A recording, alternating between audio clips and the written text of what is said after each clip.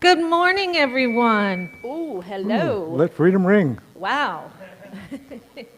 Welcome to Unity of Charlottesville on this glorious Sunday that's part of our wonderful 4th of July weekend. We come here to Unity of Charlottesville to experience real freedom, right?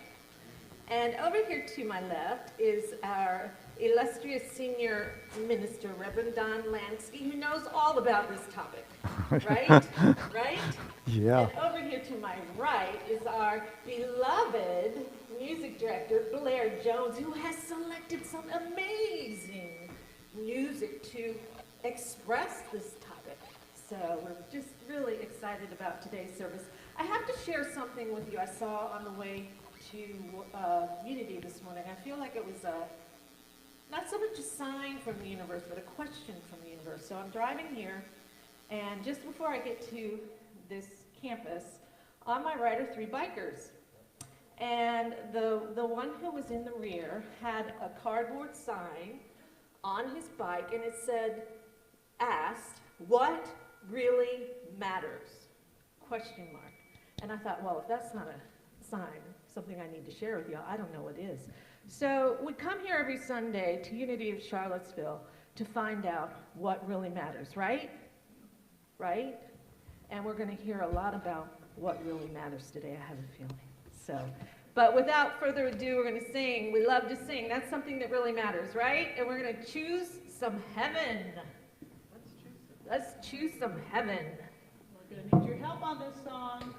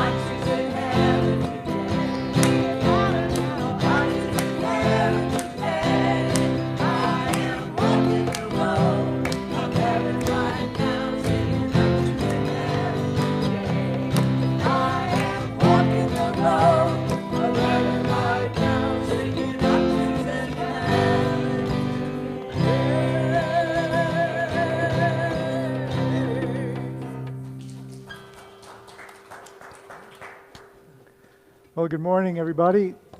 Welcome to Unity of Charlottesville. Can you hear me in the back? Okay, good. Well, happy 4th of July to everybody. And it is our custom to begin with prayer, so I invite you just to take a moment and close the eyes. And today we're going to be talking about freedom and celebrating the freedoms that we have. which are so precious, we know. And of course, the Unity is a spiritual community, so we think about freedom in terms of spiritual terms. What does it mean to be free spiritually? What does it mean to have power and choice of how we think and what we think and what we create and what we choose? So let us choose heaven today. Let us choose freedom today. Let us choose peace today, not just for ourselves, but to send forth into our world that so badly needs it.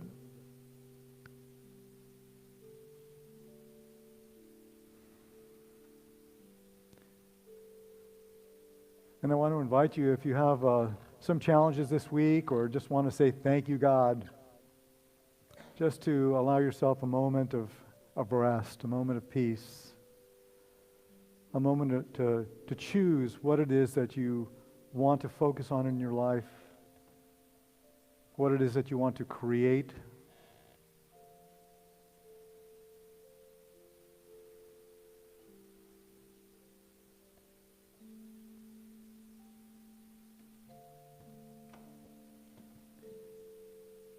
And today, let us choose freedom. Let us choose peace. Let us choose joy. Let us choose abundance. And let us choose love. We claim all of this so in the name and after the nature of the indwelling Christ, the living Spirit of God within. And we say thank you, thank you, thank you. And so it is. Amen. Amen. Let's share our statement of faith together. There is only one presence and one power in the universe and in my life. God, the good, omnipotent. So it is. And in this next song, you know what we do. We greet our neighbors. We greet our beloved friends, our fellow community members with a wave or a virtual hug, or if the green dot, an actual hug. I'm in the right place at the right time. I am just where I'm supposed to be. I'm in the right place at the right time. I am just where I'm supposed to be. Oh, my soul is welcome here. Oh, my soul is welcome here. I am getting the message loud and clear. My soul is welcome here. I'm in the right place at the right time. I am just where I'm supposed to be. I'm in the right place at the right time. I am just where I'm supposed to be. Oh, my soul is welcome here. Oh, my soul is welcome here. I am getting the message loud and clear. My soul is welcome here. I am getting the message loud and clear. My soul is welcome here.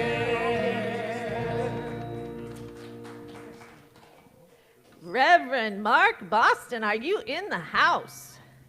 Hello. Reverend Mark Boston is in the rear of the sanctuary. All of the children that are here today, please join Reverend Mark for your kids' school. And we have some announcements, Don? No, I don't think we do. We don't? Okay. Then we will share our mission statement. All right, together. Say it like you mean it. Unity of Charlottesville empowers everyone to express their unique divinity, making a positive difference in the world.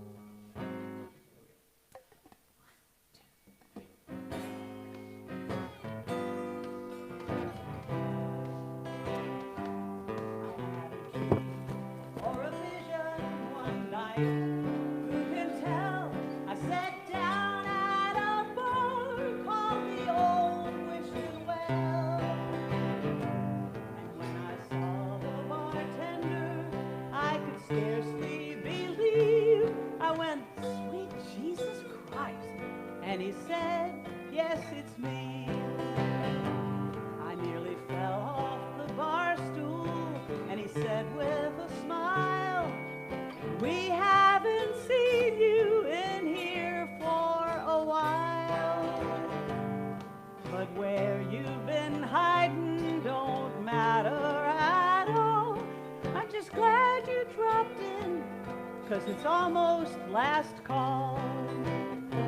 So what'll you have, my friend, while we've still got the time? Will it just be the usual or something divine? Try my special reserve and you won't thirst again. It's your choice. What'll you have, my friend? Well, I said, go on then and set me up. And he poured me a glass as pure as spring water, so I knocked it straight back. And I suddenly felt all my life I'd been blind, and I was seeing things clearly for the very first time. I felt optimistic, the world seemed benign.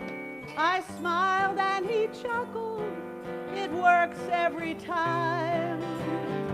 Call it love's distillation, the truth or the way that I turned. He turned to my neighbor and I heard him say, what'll you have, my friend, while you still got the time? Will it just be the usual or something divine? Try my special reserve and you won't thirst again. It's your choice. What'll you have, my friend? Well, happy and sober, I walked out the door. I'd never left a bar feeling that way before. And I woke the next morning, my heart filled with light, wishing I'd have that same dream every night. Play it for us, Jim.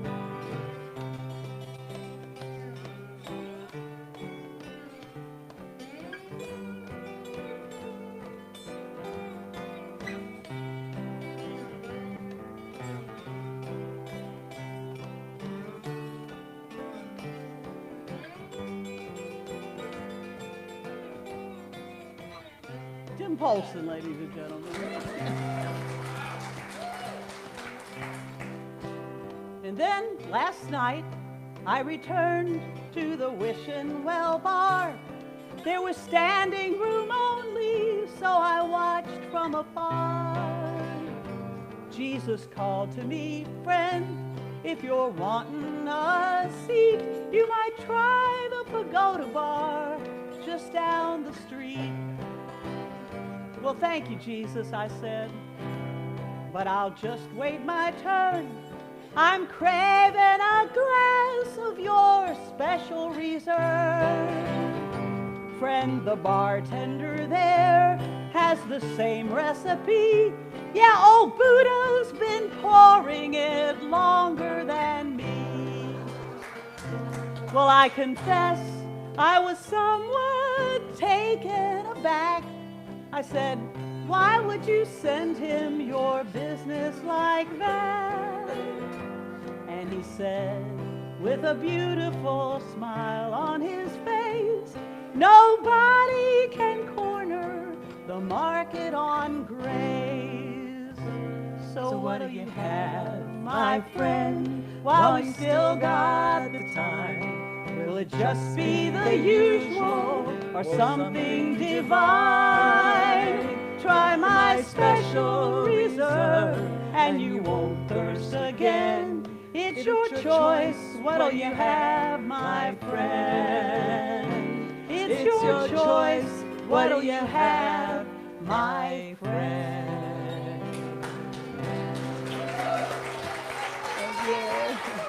Thank you. Thank you. You're very kind.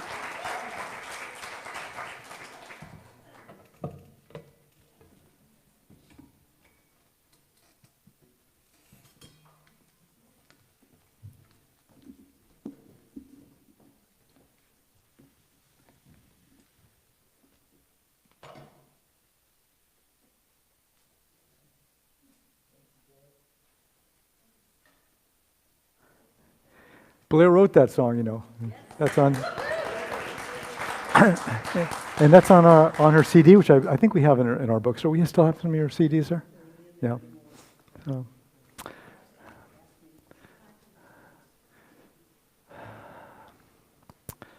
So three men were about to be executed in front of a firing squad, and the first man was brought forward, and before they could fire, he yelled out, "Avalanche!" And all of the firing squad people panicked, and they jumped over, and the man jumped over the wall to freedom. The second man saw that the first man what he'd done, and so when he got in front of the firing squad, he yelled, "Earthquake!" And all of the firing squad got confused, and they ran for cover, and the second man jumped over the wall, and he went to freedom. The third man sort of was getting the idea that if he yells out a disaster, then he can just jump out of the wall and be free. So he goes in front of the firing squad, he yells, "Fire!"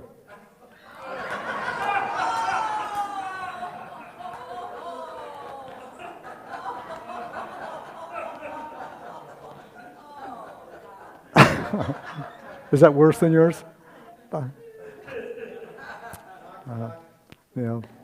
Blue and I were trying to decide who had the worst joke. All right. So here we are. We're 4th of July weekend, obviously parties and family and time off. And my mom was born on the 4th of July. She always thought the fireworks were for her, really. Throughout her whole life, she thought that.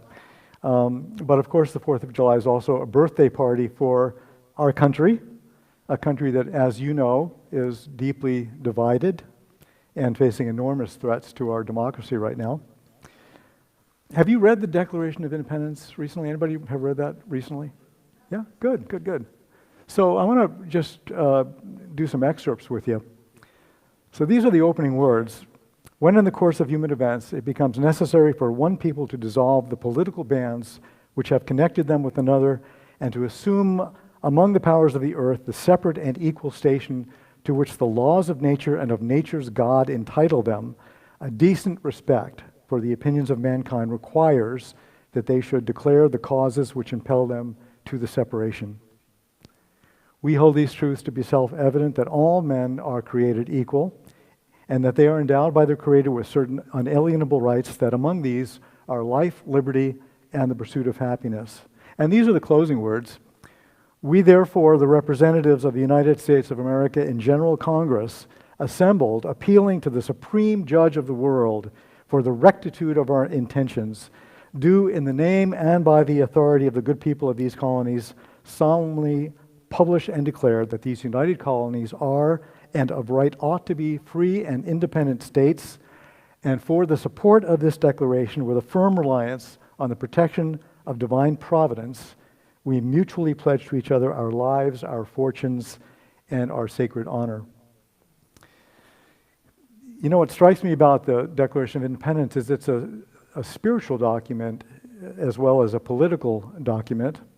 And there are a few things that highlight this for me. The first is that it's a very powerful affirmation. It's actually the definition of an affirmation. You know, it's a holding in consciousness of the realization of something that is not yet manifest, believing it to be already done in divine mind and claiming it so. That's a good definition of an affirmation, right? That's what they did. So they made this declaration at a time when African Americans were enslaved and not recognized as having human rights.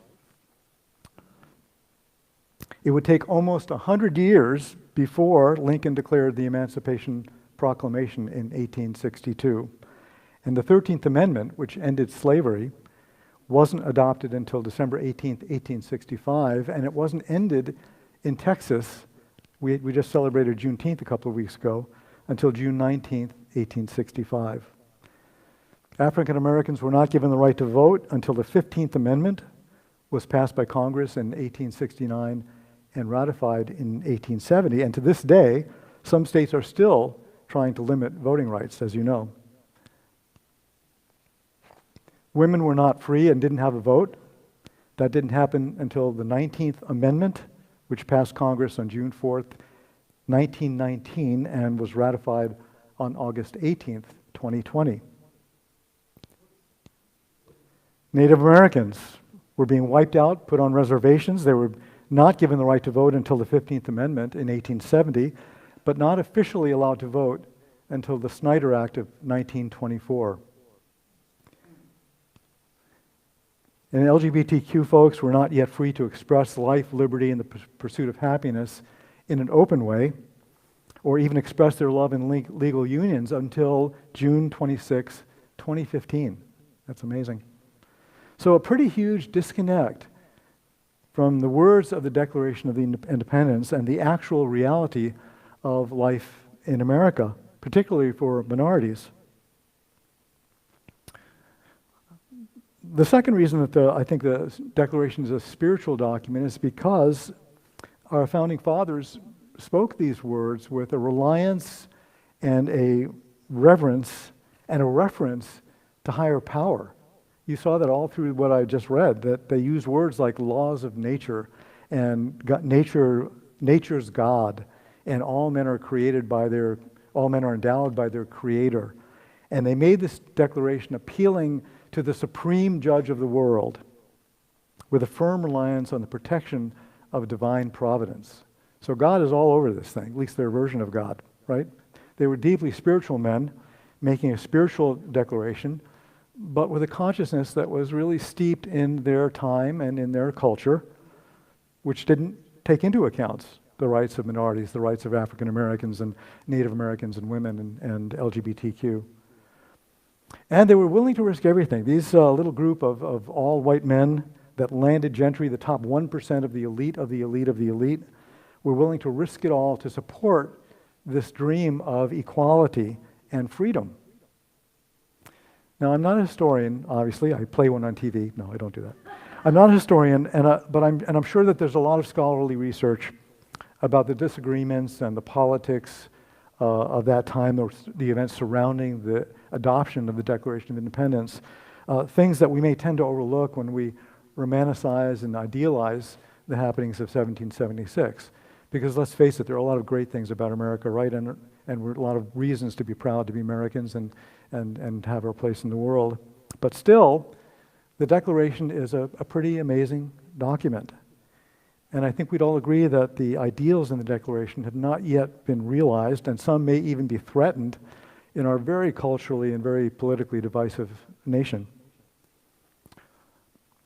In my travels, I've been to places and met people from countries that had little or no political or economic or religious freedom. And I'm sure many of you have as well. In 1969, I was hitchhiking around Europe for 3 months, and I ended up in Greece during the military dictatorship. George Papadopoulos was in control.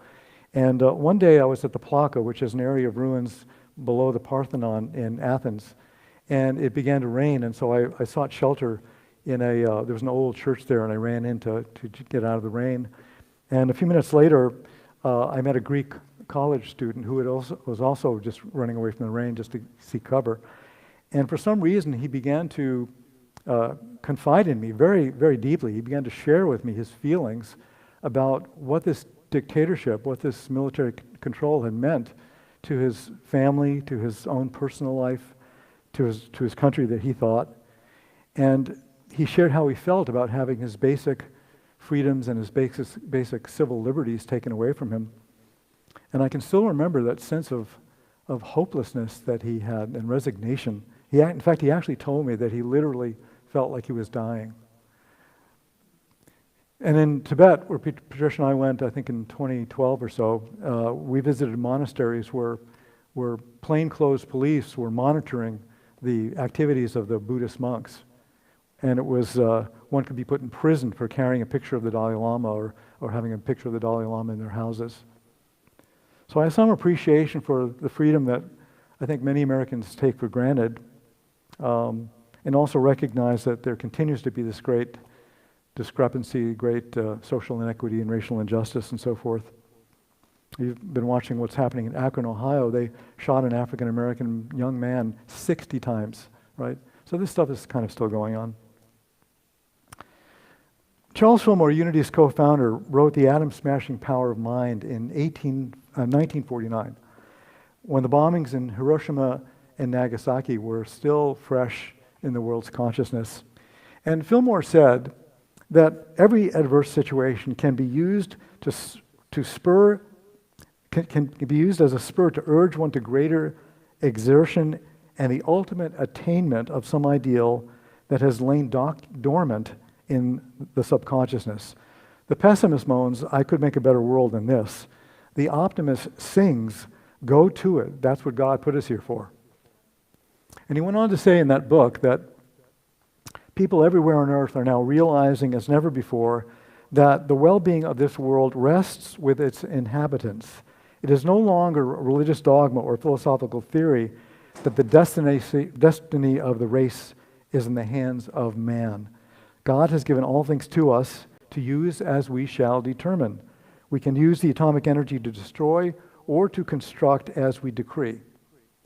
So in the face of all of this overwhelming issues of his time, Charles Fillmore was an optimist because he knew about the power of the mind. He knew about the power of choice.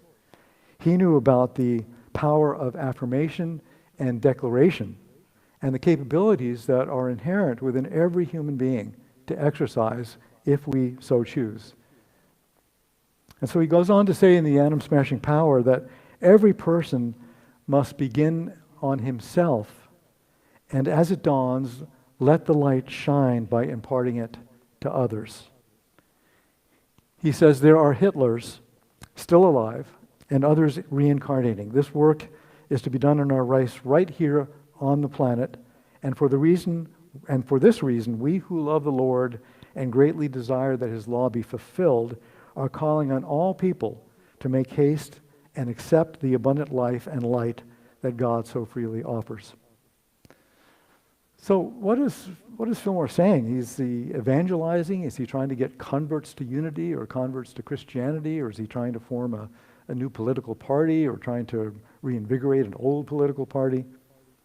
He's not doing any of those things. To me, he's hitting on the very heart of high mysticism. And high mysticism is understanding the basic underlying truths that underlie all of creation and also all of the world's faith traditions. And that is that to be the change you want to see in the world.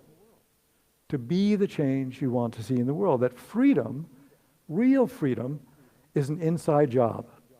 That's really the takeaway for today, if you remember nothing else. That real freedom is an inside job. Jesus said, "If you abide in my word, you are my disciples indeed, and you shall know the truth, and the truth shall make you free." And Fillmore commented on this passage. He said, we can never know the meaning, we can never know the full meaning of freedom until we abide in the Christ consciousness. In other words, to be truly free, we must think and feel and act and believe as Christed beings. And by Christed beings, Fillmore was talking about a state of consciousness that is available to everyone and that is described in some form or another in every faith tradition. And I think it's what this passage in Galatians 5:1 is saying, that it is for freedom that Christ has set us free. Stand firm then, and do not let yourselves be burdened again by a yoke of slavery. He's not talking about just about physical slavery. He's talking about mental slavery. Slavery to our old beliefs, slavery to error consciousness, slavery to limitations, slavery to feeling unworthy or not good enough. That's kind of slavery. And the question is, what keeps us from experiencing real freedom? What keeps us from living real freedom? So the great New Thought writer Emmett Fox wrote a book that was published by Unity called The Mental Equivalent. This was in 1943. And in that, there's a story about a man in the Middle Ages who was kept in a dark dungeon for 40 years. And all during this time, the only person that he ever saw was the jailer. The jailer would come once a day to give him bread and water. And finally, the prisoner became so distraught that he decided to attack the jailer, hoping that the jailer would kill him so that he could end his misery. And as he prepared for the attack, he looked down at the cell door and he noticed that it was not locked. In fact, it had never been locked. So the man opened the door, he stepped out quickly, he went home to his family, and he lived happily ever after. So Fox commented on this little allegory by saying that the prisoner could have escaped any time during these 20 years, but he never tried. He never even tried. He was a captive not of stone and iron, but of false belief. He was not locked in. He only thought he was, right? It was all in his mind. And Fox said, we are all living in some kind of prison, some kind of us in one kind, some in another, some in a prison of lack, some in a prison of remorse and resentment, some in a prison of blind, unintelligent fears, some in a prison of sickness. But always, always, the prison is in our own thoughts and not in the nature of things. He said the Jesus Christ teaching comes to us and says, you're not locked in a prison of circumstance. You are not chained in a dungeon. In the name of God, turn the handle, walk out, and be free. So that's the really big question today. What is real freedom? How do we experience it? How can we live it? And I believe that real freedom is an innate quality. It's an innate quality that each of us is given as a divine inheritance. All the great masters, all the great teachers have told us that this is so, from every faith tradition. And what is enlightenment or nirvana or bodhicitta or moksha or liberation or the kingdom of heaven within? What is it if it's not the ultimate freedom? The ultimate freedom. So real freedom is deeper than national boundaries. It's deeper than politics and religious institutions. It's different than all of that. It's nearer than our hands and feet. Blair introduced me this week to Dr. Edith Eva Eger, who in 1944, at the age of 16, was taken, she was a Jewish woman, she was taken with her family in a cattle car and brought to Auschwitz. And Edith watched as her mother was sent off to the gas chamber to die. And she and her sister were spared, and they endured the atrocities and the hardships of Auschwitz. And then near the end of the war, all of the prisoners, including her, were moved to Auschwitz, to Austria, in a death march. And at the brink of death, they were liberated by the Americans, and Eva was among those that was nearly on the brink of death. An American rescued her and brought her to a medical clinic, and she got well, and she emigrated to Czechoslovakia, and then she eventually emigrated to America, where she got her doctorate. I think she's still alive. She's either 93 or 94 years old now. I want to show you a brief clip about her talking about her experience.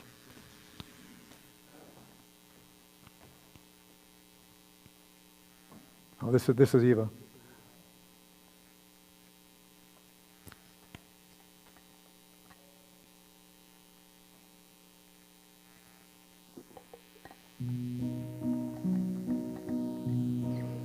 I was 16 years old, and I realized that somehow I was capable of looking at them, that they were the prisoners, not me.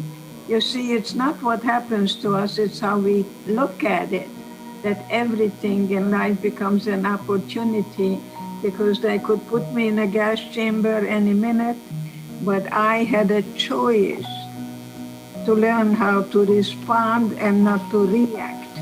You see, when you react, you don't think. You're kind of on automatic. And Auschwitz was my best education, letting me see that they could never, ever murder my spirit. And that's what I am bringing to you, how to guide people from victimization to empowerment, because the more you suffer, the stronger you become. So if you have a feeling and you can't get rid of that feeling, invite it in. Don't stop running. Stop running from the past. Don't try to overcome it. There is no such thing. We don't overcome anything. We don't forget anything. We come to terms with it. I think we all are victims of victims, but we do not carry that with us. We were victimized, It's not who I am. It's not my identity. It's what was done to me. I refuse to be a victim. There is no forgiveness without rage. Must not cover garlic with chocolate the way I say that. I think it's a journey of grieving, feeling, and healing. And you cannot heal what you don't feel. So don't be afraid. Don't be afraid when that feeling comes up. Instead of saying, oh, I can't, you have that choice to really realize it as an opportunity to what you practice, because what you think, you create. So find something in everything that you're not a black and white, all or nothing person, that you are able to be a survivor, that you're not rigid, that you're flexible, that you are a survivor and never a victim of anything or anyone. No one can make me feel anything unless I allow them. The biggest concentration camp is in your own mind, and the key is in your pocket.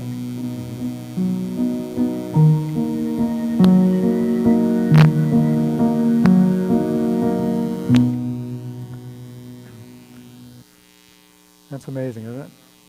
The real concentration camp is in your mind, and the key is in your pocket. Walt Whitman wrote a poem called Song of the Open Road. Part of it goes like this. He says, from this hour, freedom. From this hour, I ordain myself loosed of limits and imaginary lines, going where I list, my own master, total and absolute, listening to others and considering well what they say, pausing, searching, receiving, contemplating, gently but with undeniable will, divesting myself of the holds of all that holds me. I inhale great draughts of space. The east and the west are mine, and the north and the south are mine. I am larger than I thought. I did not know I held so much goodness. I love the way he wrote this. From this hour, I ordain myself loosed of limits and imaginary lines. Isn't that a great affirmation? Will you try it with me? I'm going to ask you to repeat it, okay? Just repeat after me. With feeling, from this hour, I ordain myself loosed of limits and imaginary lines, going where I list, my own master, total and absolute. Freedom, right? Freedom. Freedom. So are you willing in this hour to ordain yourself loosed of limits and imaginary lines? You know, you may be thinking, how can I ordain myself? I'm not a minister, I'm not a priest, how do I ordain myself, right? The truth is you have the power to ordain yourself, right? You have the power to choose. You have the power to choose. And you can do that. So there are 4 suggestions to cultivate real freedom. The first is to cultivate prayer, to pray and meditate each day. Pray and meditate each day. Charles Fillmore said that without prayer and spiritual meditation, there can be no concept of spiritual freedom, and therefore no demonstration of it. So most faith traditions have an esoteric component that emphasizes that spiritual development is only possible, it's really only accelerated by the experience, the direct experience of silence and the communion of the God of your understanding. It's certainly, of course, a cornerstone of unity. And the Chandogya Upanishad expresses this beautifully. It says, in the city of Brahman is a secret dwelling, the lotus of the heart. Within this dwelling is a space, and within this space is the fulfillment of our desires. As great as the infinite space beyond is the space within the lotus of the heart. Both heaven and earth are contained in that inner space. Both fire and air, sun and moon, lightning and stars, whether we know it in this world or know it not, everything is contained in that inner space. That is a space of ultimate freedom. So number 2, release whatever it is that you know is holding you back. right? We always are working on this as spiritual adventurers. If you're having trouble identifying what's holding you back, or actually releasing it, actually letting it go, then ask the God of your understanding for guidance and listen for it to reveal something to you, something that makes you aware of what it is that's confining you. Where is your prison? Where is your concentration camp that's holding you? Where is your prison door that actually wasn't ever locked in the first place? It seems to be, but isn't, right? And gently but firmly deny false beliefs. Affirm the truth as it's revealed to you. So as you do this, you're building what Fox called a mental equivalent to replace whatever it is that you're letting go of. So if you're releasing fear, then you replace it with love or with faith. If you're releasing poverty or lack, you affirm prosperity. If you're releasing illness, you affirm healing and wholeness. Eventually, as you persist in the practice of denying and affirming, the truth will set you free. The truth will make you free. And three is to cultivate positive relationships. Be around people who support your dreams and not around people who tend to undermine your dreams. Right? That's a choice that we can make also in our relationships. Do your best to recognize the divinity within each person, because as you do this, that will come back to you as well. And reduce clutter in your life. Create a life around you that is beautiful and joyful and harmonious. And number 4 is to do what you love and love what you do.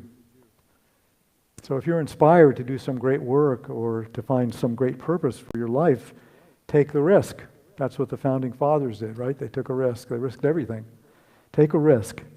Engaging that what you love will renew your energy and free you, actually. And trust God, or the God of your understanding, to reveal that path of service to you, that path of sacred service, and how to best follow it. Because as you know, there is a divine plan, there is a divine purpose for each one of us. So, an amazing birth happened in 1776 from that small group of men and from the women who were supporting them, that they never get mentioned, I think. An amazing dream, an amazing document, an amazing demonstration, an amazing affirmation. And the power and the promise of those declarations are still as potent today as they were 246 years ago, even if they're not yet fully realized. And so I want to end with the words of Nelson Mandela, because this freedom stuff, you know, if we think about it for our country, it's one thing to think about it individually as spiritual seekers. It's another thing to think about it as citizens, as members of our country, and what responsibilities we have. And this is Nelson Mandela. You know, he was imprisoned for 27 years in South Africa. And when he came out, he became the architect of the end of apartheid and also the architect of the Reconciliation Project that when he became the president of South Africa. So here's what Nelson Mandela says. I have walked that long road to freedom. I have tried not to falter. I have made missteps along the way, but I have discovered the secret that after climbing a great hill, one only finds that there are many more hills to climb. I have taken a moment here to rest, to steal a view of the glorious vista that surrounds me, to look back on the distance I have come, but I can only rest for a moment. For with freedom comes responsibilities, and I dare not linger, for my long walk is not yet ended. So let's prepare for meditation.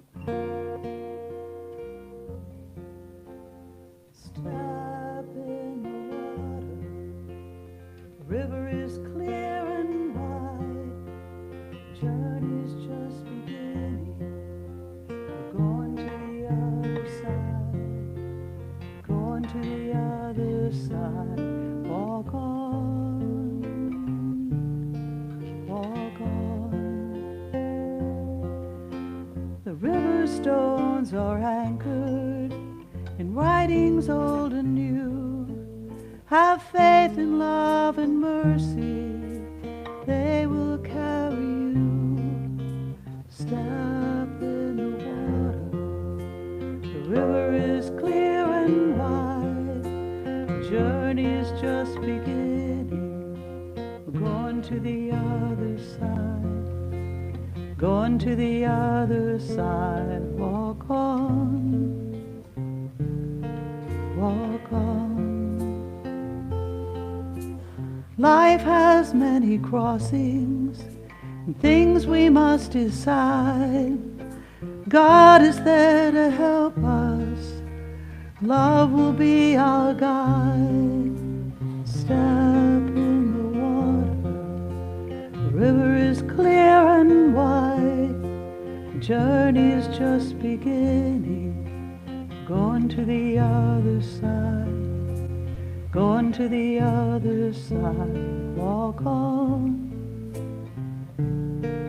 walk on. Though doubts and fears surround you, they won't pull you down. Love was your beginning. Love is where you're bound. For mercy is abundant. God knows how hard you've tried, walking now beside you, all the way to the other side. Step in the water, the river is clear and wide. The journey is just beginning. We're going to the other side, going to the other side. Walk on. Walk on, walk on, walk on.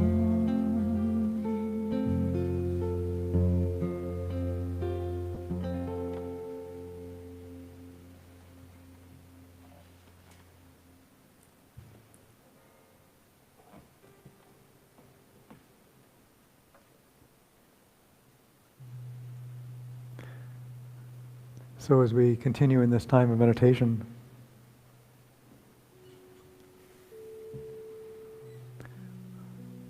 allowing ourselves to really take time for ourselves in this moment.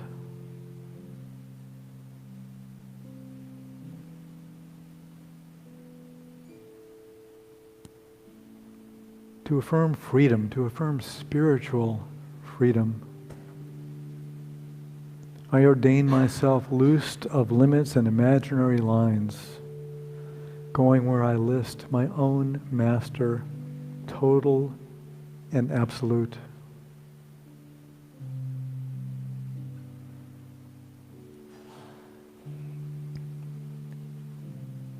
We can give ourselves permission in this moment to notice that the cell door of this prison is unlocked.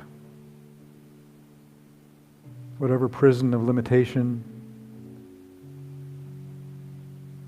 whatever prison of fear, of lack, of uncertainty, of unknowing,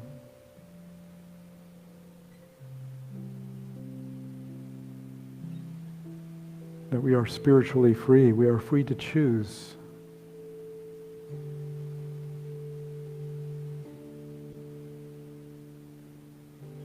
I am free and I am unlimited.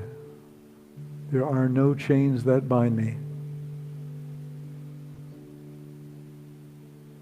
I invite you to take these affirmations in as if you're speaking them to yourself, that I am free and I am unlimited. There are no chains that bind me.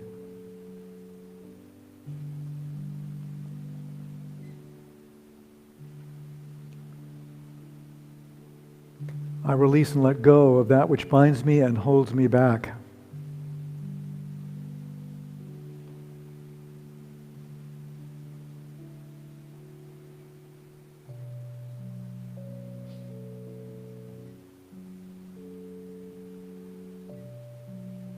I am free to choose I am free to create. Nothing and no one can disturb the calm peace of my soul unless I allow it.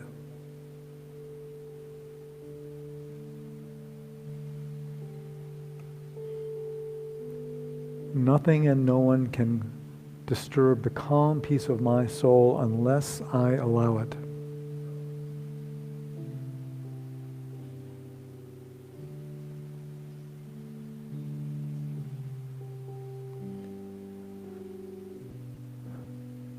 I am my own master, total and absolute.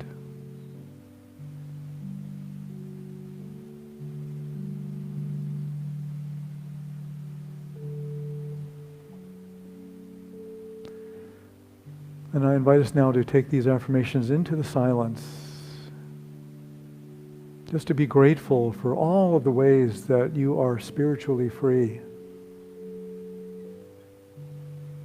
Even all of the ways that being born into this country, into America, allows you spiritual freedoms that are so rare in other parts of the world.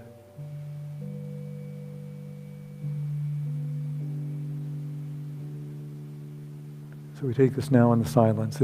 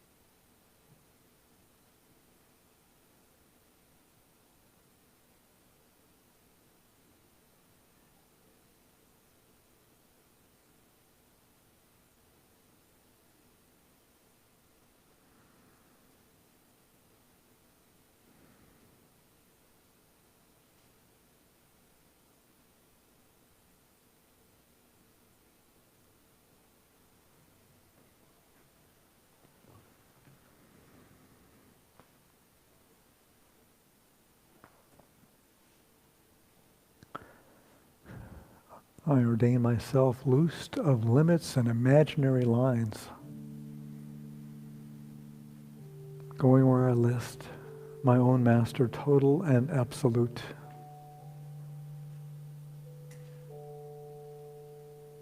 I am free and unlimited, and there are no chains that bind me. So today I exercise my freedom of choice to choose what to think, what to give my attention to choose what to create and to co-create. Today I choose heaven, I choose love, I choose peace, I choose faith.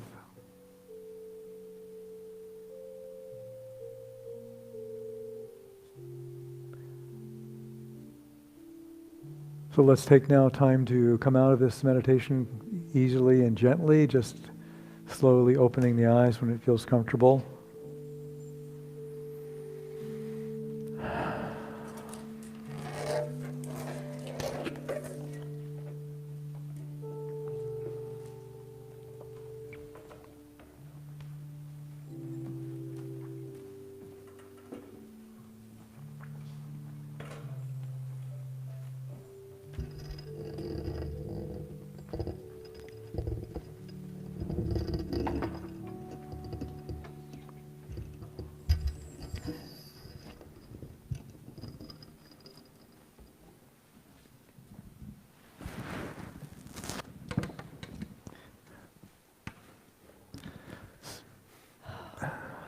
I am so completely in a space, a place of love and gratitude for this beautiful, beautiful, beautiful community. So much love. I hope you all are there with me. I have a hunch you are. Real freedom is an inside job. Thank you, Don and Blair, for taking us there and helping us know that. Janice, can I talk about this part? Of course. Oh, yeah.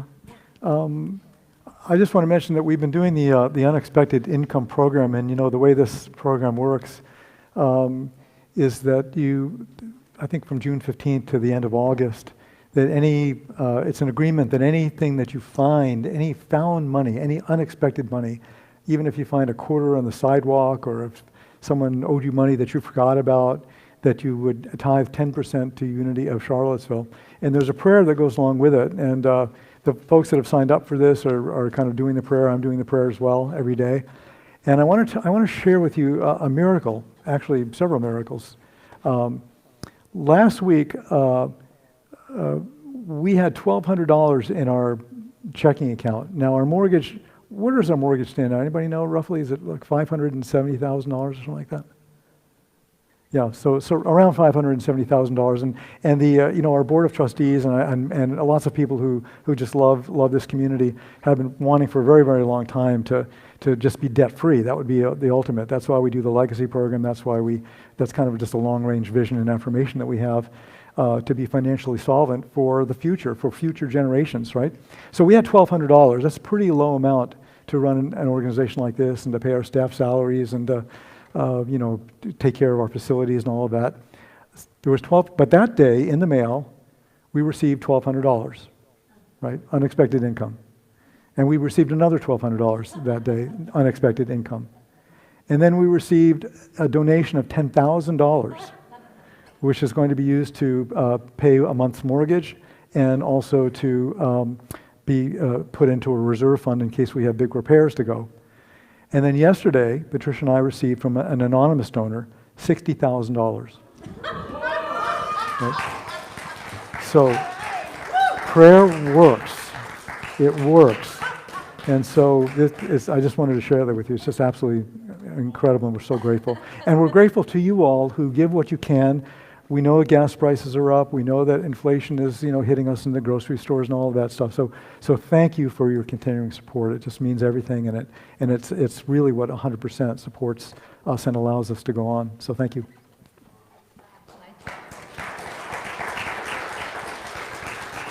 Wow. Wow. So as I was saying, I'm in such a place of love for this community and for all of you. Thank you, thank you, thank you, whoever the donors were. Thank you. And thank all of you for all of your ways of giving to this community. This is the time during our service where we do give back a portion of all the good that we've received as we prepare for this. I'd first like to see if there's anyone here for the first time today. Any first timers? Okay, all right. If there's anyone online that is joining us for the first time, we welcome you as well. And we invite you to come join us in the sanctuary if you're able to do that. There are many ways to give to Unity of Charlottesville. Online, text to give, the U.S. mail, or give when you're here in person into our butterfly net. And Richard, our beloved Richard, is going to be traveling the sanctuary with the butterfly net. But first, and as he does that, we're going to sing.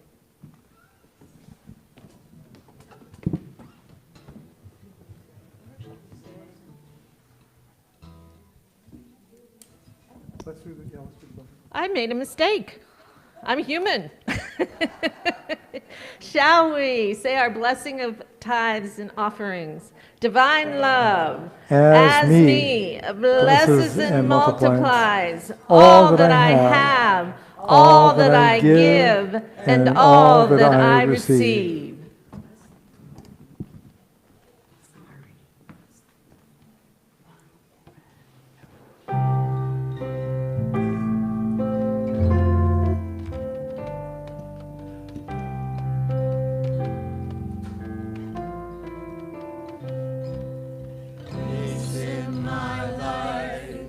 Growing because I choose love. Love is what I'm made of. I choose love. We are a part of each other. We are one tie that binds us, that can't be undone. I choose love. Peace in my family is growing because I choose love.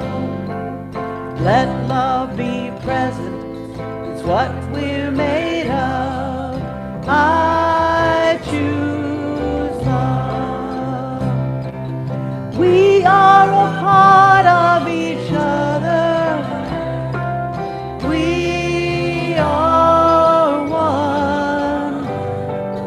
one loving family, sharing one song. I choose love. Peace for our planet is growing because I choose love. Let love be present, it's what we're made of. I choose love. We are a part of each other. We are one choice unites us. Let this be the one. I choose love. I choose love. I choose love.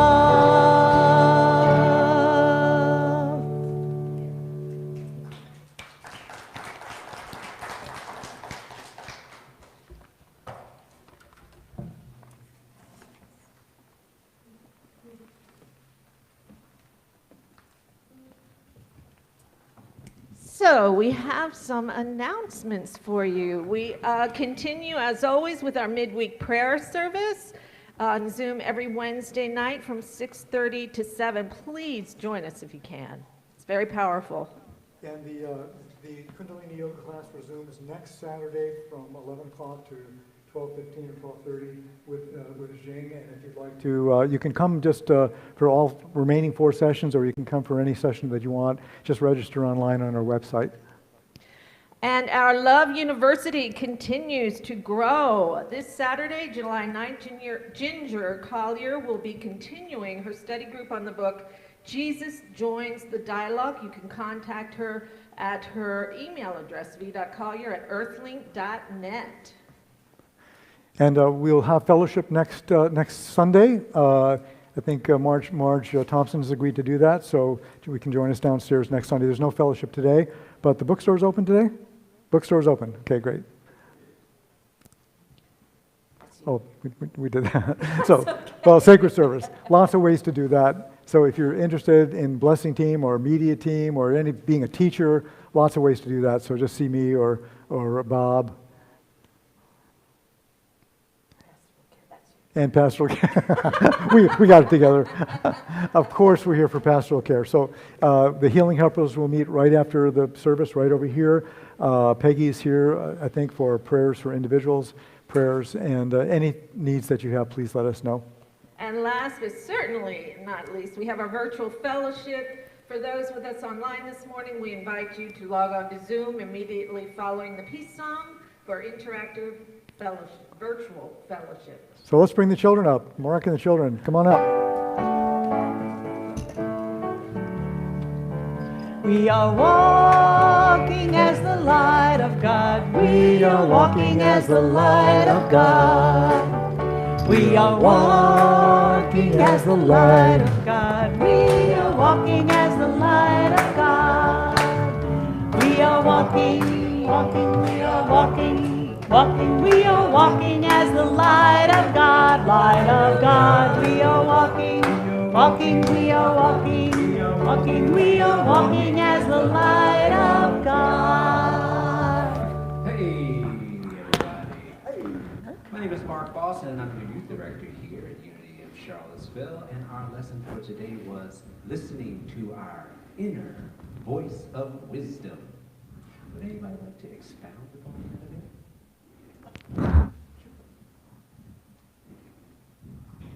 Okay, so inner wisdom is basically your the knowledge you acquire through experience and your like the world, like learning the world that you are in and your experiences in this world. That's basically what inner wisdom is. And listening to your inner voice is listening to the thoughts and feelings that are inside you through your inner wisdom. So what we did today was we did an obstacle course. One person was blindfolded and another person had to steer the person through the obstacle course with only their words. And basically it was like a metaphor for your inner voice guiding you through the obstacles in your life. And it's just like you're listening to your inner voice and inner guidance, and you finding your own way through life through your thoughts and experiences. Fantastic. Fantastic explanation. Delaney, did you have something that you'd like to add to that, or did Marley break it down? Yeah. Well, thank you very much. We had a wonderful day today. Why don't we say our children's blessing, huh? Yeah. Children, unity, while yours, teachers and parents, you are loved, special, and important. Thank you.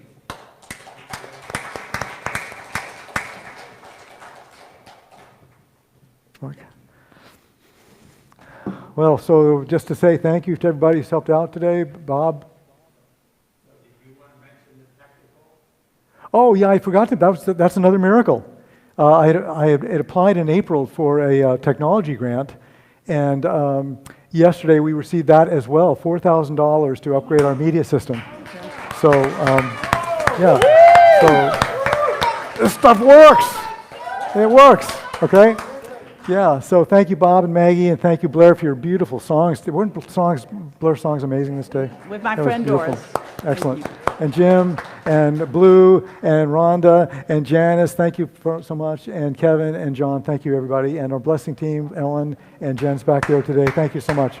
So let us stand and do our prayer for protection. Together. The light of God surrounds us. The love of God enfolds us. The power of God protects us. The presence of God watches over us. Wherever we are, God is. And wherever God is, all is well.